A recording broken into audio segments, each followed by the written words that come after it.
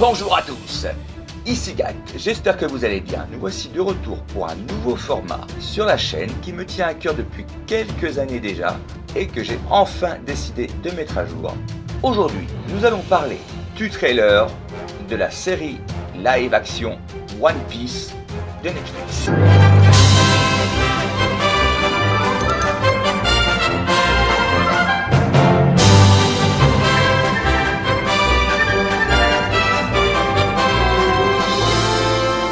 Commençons d'abord par regarder ce trailer ensemble.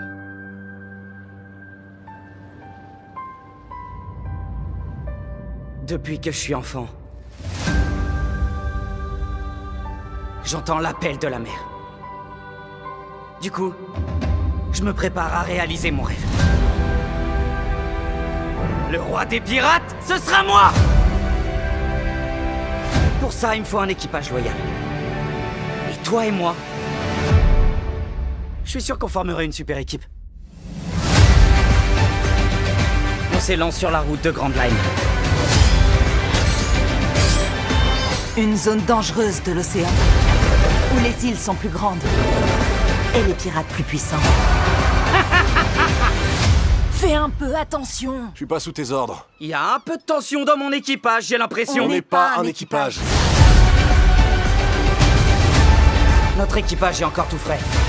Mais on se fait entièrement confiance.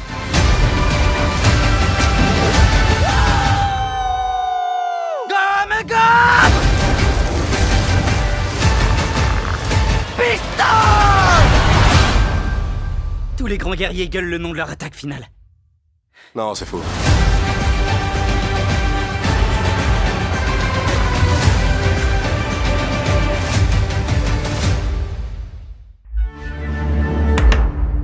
Alors moi, ma première réaction, ça a été waouh, waouh, quand même, tout de même, il y a un taf, là vraiment, on est loin de ce qu'on a vu jusqu'à maintenant dans les séries adaptées.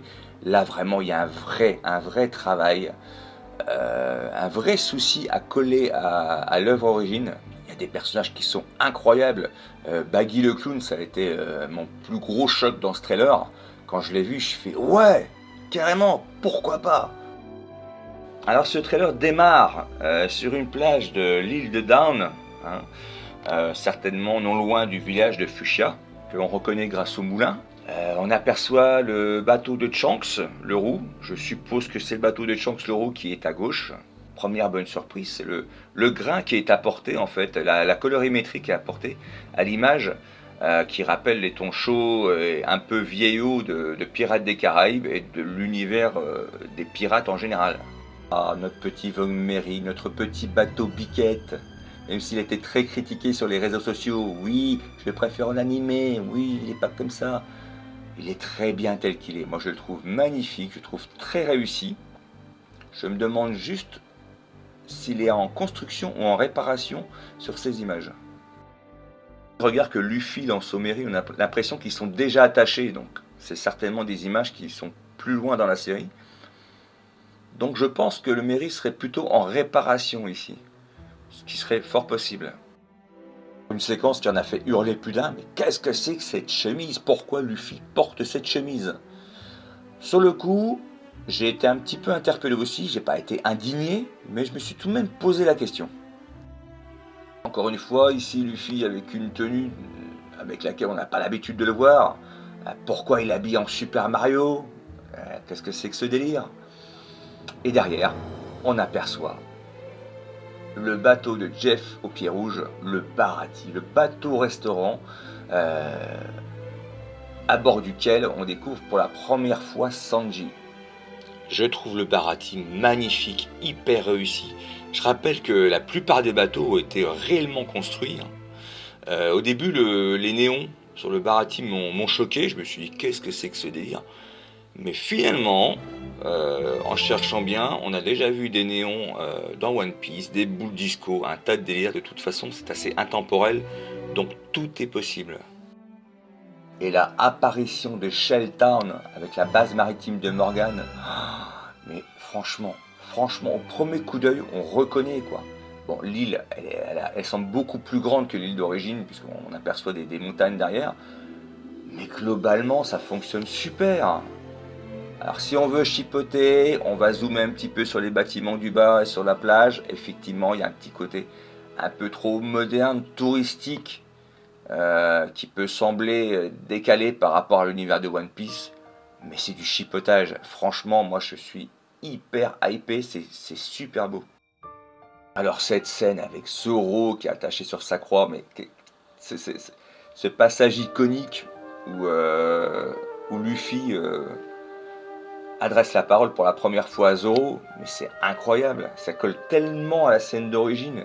On peut apercevoir un portrait de Morgan sur un poster géant, un chouette clin d'œil, même si je trouve que il est pas très joli. Hein. Moi je trouve pas très joli le portrait, hein. Je trouve très lisse, je trouve très digital en fait. Et c'est peut-être ce qui me dérange le plus dans cette représentation. La petite bicoque sur laquelle Luffy navigue au tout début. Une des premières scènes de combat, et c'est Zoro avec ses 2 sabres, même si je sais qu'il utilisera son 3e sabre. C'était un gros débat qu'il y avait eu sur les réseaux. Beaucoup craignaient qu'il n'utilise pas son 3e sabre, car faut reconnaître que c'est compliqué de se battre avec un sabre dans la bouche, hein, c'est quand même assez lourd. Et on verra sur une image plus loin qu'effectivement il utilise son 3e sabre, donc j'ai hâte de voir ça. Ici, il se bat contre un sous-fifre de Baggy, je pense, hein, le Baggy le clown. Je pense pas que le personnage présent ait une identité dans le manga. Donc à voir. Voici Nami, la petite chatte voleuse, qui visuellement fonctionne plutôt bien. Après, faut voir comment elle va interpréter les traits de caractère de la Nami d'origine. Mais tout est bon pour Nami, moi je valide. Waouh, alors là, je suis content parce que c'est un extrait, c'est un passage iconique du manga qui semble, en tout cas, hein, parce qu'on a un tout petit extrait, mais ça semble vraiment réussi. Ce monstre géant, c'est le roi des mers, il ressemble vraiment au roi des mers, et en même temps ils ont apporté cette touche de réalisme et de frayeur qui pourrait dégager. Là on pourrait le faire apparaître dans Pirates des Caraïbes, il passerait crème. Et c'est ça qu'on veut, cette espèce d'entre-deux, entre le manga d'origine et une vraie histoire de pirates, quoi. Et là, regardez-moi ce bateau, c'est incroyable, c'est beau, comme disait le chef Otaku, on se croirait dans Sea of Thieves. Mais c'est cool, j'adore, et ça fonctionne bien. On reconnaît, comment s'appelle ce bateau, le Miss Love Duck, c'est le bateau d'Alvida. On le reconnaît très bien, c'est le même. Mais il y a cette touche réaliste qui est apportée. Moi, ça me séduit, mais de fou, quoi. Alors, on assiste à une vraie scène d'abordage. Ça rappelle vraiment les films de pirates, qu'il n'y a pas forcément dans One Piece, très rarement, hein, je n'ai pas vraiment souvenir. Mais là, voilà, on voit cette scène-là, c'est un abordage, un vrai abordage de pirates, et ça, c'est cool. Et là, bim, Mr. Baggy le clown, le Joker des mers, hein, je ne crois pas si bien dire, mais là, on a vraiment une impression de voir le Joker. Et j'adore, c'est vraiment bien foutu, si vous regardez bien, il a un maquillage, voilà, un peu dégueulasse, il y a les dents crades, c'est pas lisse, c'est pas propre comme dans One Piece, il y a toujours cette espèce d'entre-deux, à chaque fois j'y reviens, cet entre-deux entre un manga cartoonesque et un vrai film de pirate. Un petit peu de tension dans mon équipage, j'ai l'impression. Moi j'adore, hein. Après voilà, certains diront que ouais, Luffy est moins bébête que dans l'animé. Mais je pense que c'est pas plus mal. Il y a toujours ce souci de réguler et de pas aller trop loin dans la caricature, dans le cartoon, parce que c'est pas un cartoon là, c'est vraiment un live action. Et je trouve que l'adaptation, elle est réussie. Là, on va trouver cette espèce de petite discorde qu'il y a entre les protagonistes de l'équipage. Ah, alors là, les bros, regardez bien, vous êtes certainement passé à côté, mais ce bateau, c'est pas un bateau lambda, c'est le bateau de Garp. On le reconnaît à la tête de chien sur la proue. Alors il a un côté, il a été un petit peu remanié façon cuirassé, hein, par rapport au bateau d'origine, de l'œuvre d'origine. on le reconnaît tout de même. Et si vous regardez bien à l'avant du bateau, eh ben, qui c'est qui se tient debout? Eh ben, Garp lui-même, Usopp. Usopp, on en parle d'Usopp, purée, je sais pas pourquoi. Donc il a pas son nez de 20-30 cm comme dans l'animé, hein. Il a pas sa grosse touffe de cheveux crépus, parce que là apparemment il a des petites dreads. Mais c'est lui, c'est Usopp, c'est le même en fait. Je sais pas comment ils ont fait un tour de passe-passe. C'est peut-être un des personnages qui ressemble le plus.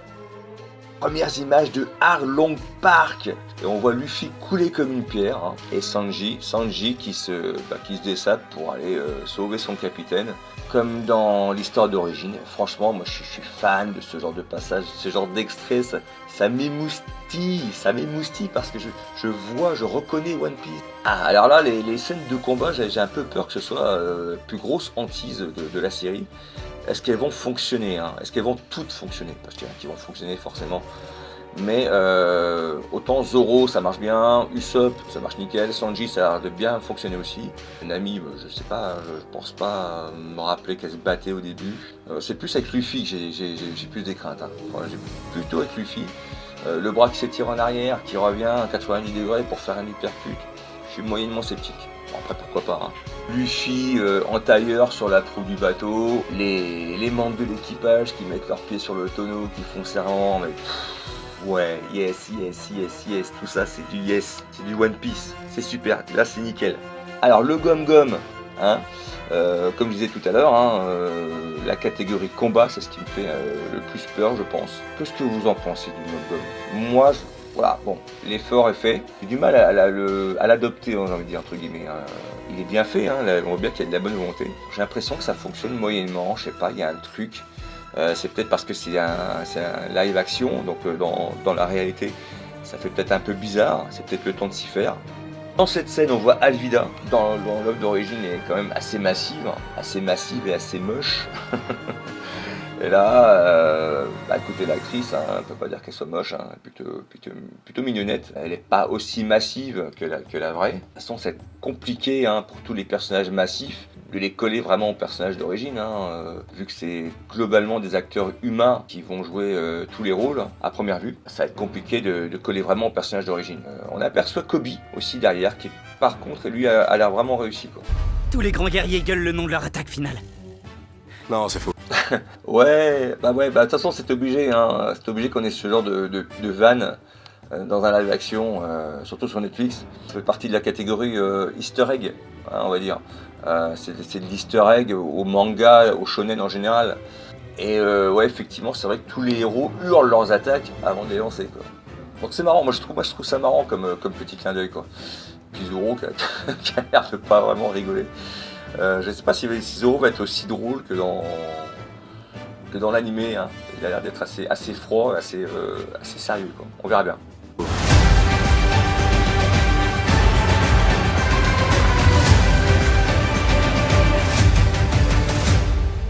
Alors oui, le 31 août, on va pouvoir commencer à regarder cette série. Moi, j'ai vraiment hâte d'y être, sérieusement, quoi. Il faut savoir aussi que les premières rumeurs de cette série live action sur One Piece datent tout de même de juillet 2017. Ça fait tout de même 6 ans que ce projet est teasé, quoi. Projet de première saison comportera 8 épisodes de 1 heure et d'après les titres concernera la saga East Blue, le recrutement de Zoro, Nami, Usopp et Sanji. On va forcément voir des antagonistes comme Morgan, Django, Kuro, Arlong, ça va être quelque chose, hein, j'ai vraiment hâte de voir Arlong. Et on verra un Yonko, un Shichibukai, pour parler français, on a un corsaire, un capitaine corsaire. On verra sans doute Mihawk. Donc voici la liste des épisodes qui sont prévus pour cette première saison. Le premier, le pire dans l'Est. Le deuxième, la fille au tatouage de poisson-ci. Le troisième, le chef et le commis. Le 4, manger au barati. Le 5, les pirates arrivent. Le 6, ne raconte pas d'histoire. Le 7, l'homme au chapeau de paille. Et le 8, la romance de l'aube.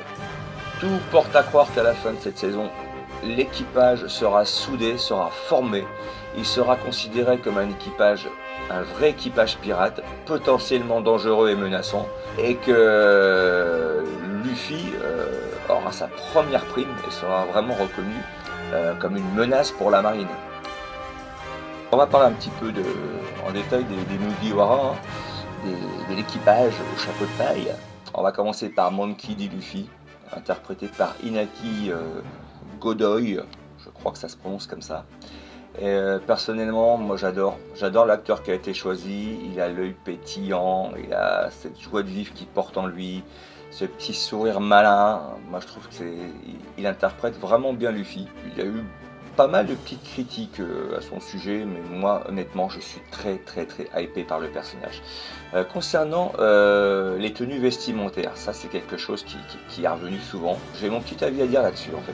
Quoi donc voit-on Luffy avec une chemise à fleurs, avec une salopette? Qu'est-ce que c'est que ce bordel? Alors moi je pense que c'est tout simplement une sorte de clin d'œil, un easter egg.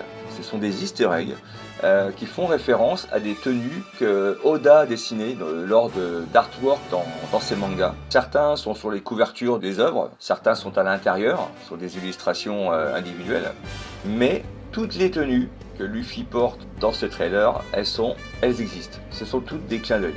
Je trouve que c'est une idée géniale de recycler entre guillemets des tenues qui n'ont jamais vu le jour en fait, ni dans l'histoire de l'anime, ni dans l'histoire du manga, ont juste été des illustrations uniques qui sont utilisées pour le live action. C'est vraiment une idée géniale, je trouve. Ici, c'est la couverture du tome 11. On reconnaît la chemise à fleurs que Luffy porte, et si vous regardez bien dans le trailer, Usopp porte une chemise également, et c'est la même que celle de l'illustration. Ici, on a la salopette de Luffy, c'est la même. Et ici, on a le t-shirt bleu que Luffy porte à Arlong Park, qui est également issu de cet artwork. Il y a eu des grognements concernant la lanière du chapeau de Luffy, comme quoi dans l'anime, il n'a pas de lanière, il n'y a pas de cordelette. Mais effectivement, dans l'anime, quand Luffy porte son chapeau, il n'y a pas de cordelette, ni cordelette ni lanière, sauf quand il le rabat sur son dos. Ah bah là, elle apparaît comme par magie. Alors je pense que ça doit être pour des raisons d'accommodation pour l'animation. À mon avis, la cordelette qui se balade devant la tête de Luffy devait être chiante à animer, devait faire perdre du temps. Je ne sais pas du tout, hein, c'est vraiment mon hypothèse du moment. Je ne sais pas ce que vous en pensez, mais si vous avez une hypothèse ou une réponse, n'hésitez pas à me la donner en commentaire. En ce qui concerne le live action, je pense qu'ils ont bien fait de mettre la lanière, parce que là par contre ça aurait passé beaucoup moins bien le fait que le chapeau n'ait pas de lanière lorsqu'il est porté et qu'une cordelette apparaisse lorsqu'il est sur le dos. Là, connaissant le le peloton d'exécution de Netflix, je pense que les fans et la communauté n'auraient pas loupé le truc, quoi. Donc je pense que c'était une très bonne idée, et que pour ma part, c'est l'animé qui n'est pas cohérent sur ce plan-là, quoi.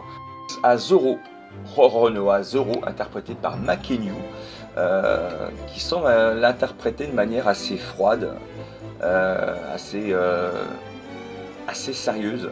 J'espère que quand même on retrouvera un petit peu le côté rigolo de Zoro, même s'il n'est pas spécialement rigolo, mais il nous fait rire, quoi, en fait, hein.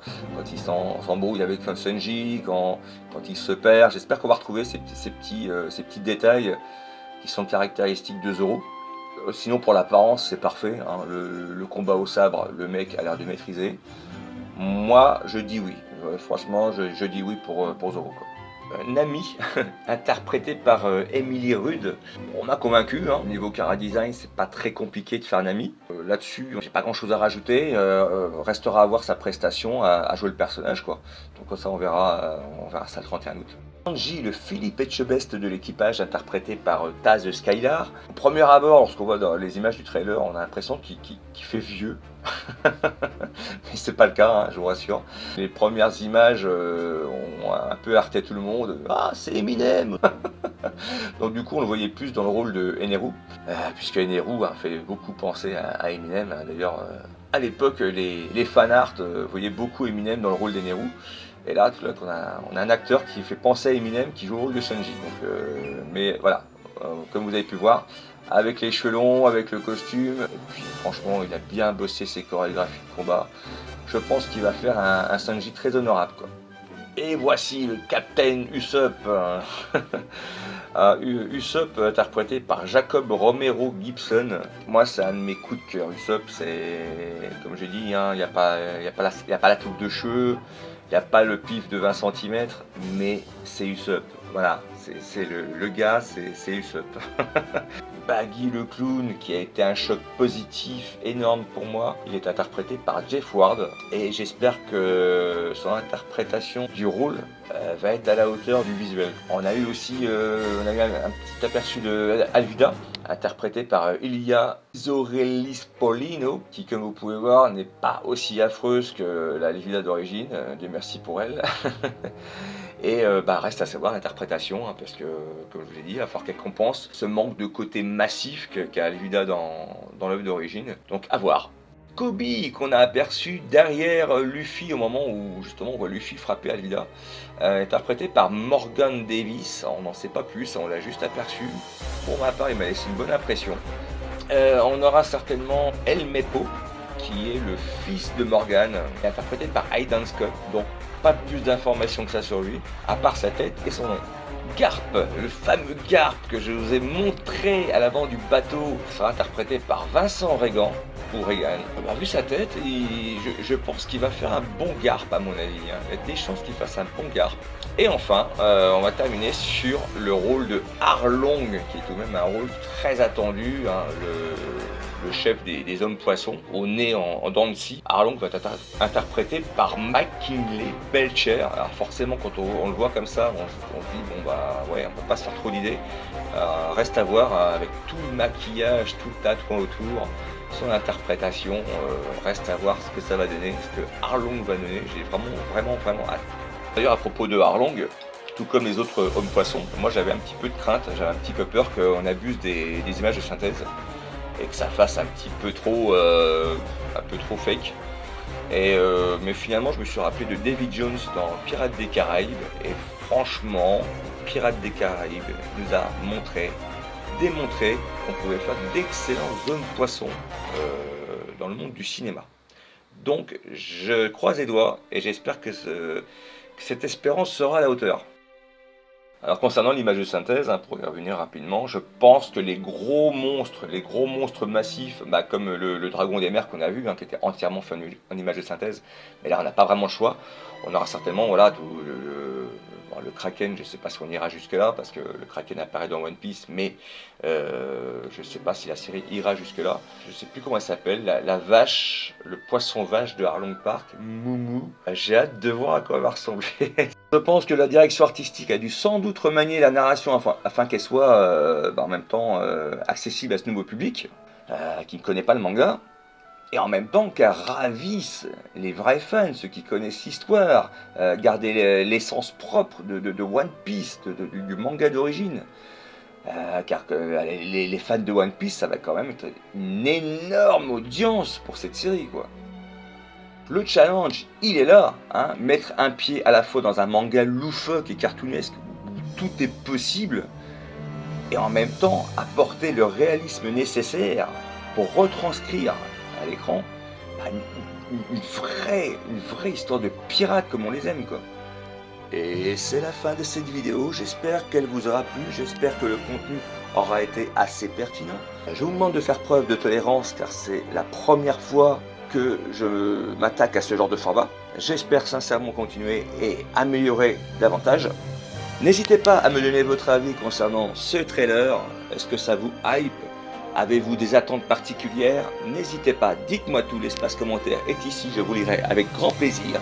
Quant à moi, je vous fais d'énormes bisous, je vous remercie énormément d'avoir suivi cette vidéo. Je vais bientôt accoster et je vais explorer une nouvelle île. Je vous dis à très vite.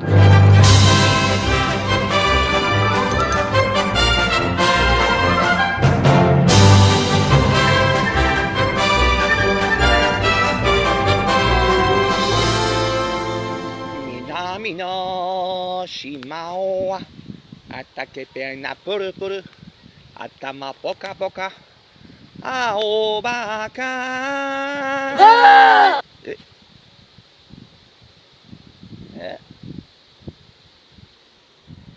Une chèvre?